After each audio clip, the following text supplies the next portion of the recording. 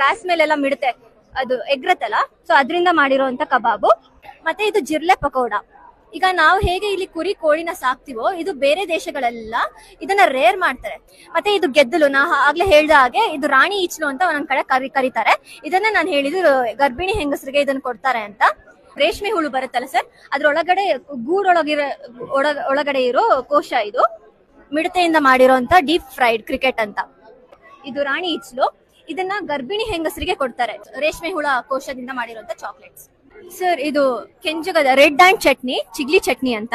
Crops ಗಳಲ್ಲೆಲ್ಲ ಬೇರಲ್ಲಿ ಇರುತ್ತೆ. ಇದು pest ಅಂತ ಕನ್ಸಿಡರ್ ಮಾಡ್ತೀವಿ, ಬಟ್ ಇದು ತುಂಬಾ ಪ್ರೋಟೀನ್ ರಿಚ್ ಇದು.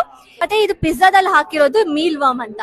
ಸೊ ಇದು ಪ್ರೋಟೀನ್ ಅಲ್ಲಿ ತುಂಬಾ ಇರುತ್ತೆ. ಸುಮಾರು 65-70 ಪ್ರೋಟೀನ್ ಇರುತ್ತೆ. 100 ಗ್ರಾಮ್ ಅಲ್ಲಿ 65-70 ಪ್ರೋಟೀನ್ ಇದರಿಂದ ಸಿಗುತ್ತೆ. ಇದು ಸಹ ಮೀಲ್ ವರ್ಮ್ ಇಂದ ಮಾಡಿರೋ ಕೇಕ್. ಕಣಜದ್ದು ಒಂದು ಲೈಕ್ ಇನ್ಸೆಕ್ಟ್ ಅಲ್ಲಿ 3 to 4 ಸ್ಟೇಜಸ್ ಇರುತ್ತೆ. ಸೊ ಇದು ಲಾರ್ವಾ ಅಂತ ಅಂತೀವಿ. ಸೊ ಅದರಿಂದ ಮಾಡಿರುವಂತ ಕರಿ. ಇದು ಸಹ ಮೀಲ್ ವರ್ಮ್. ನಾನು ಆಗ್ಲೇ ಹೇಳ್ದಾಗೆ ಇದು ಪ್ರೋಟೀನ್ ಅಲ್ಲಿ ಜಾಸ್ತಿ ಇರುತ್ತೆ.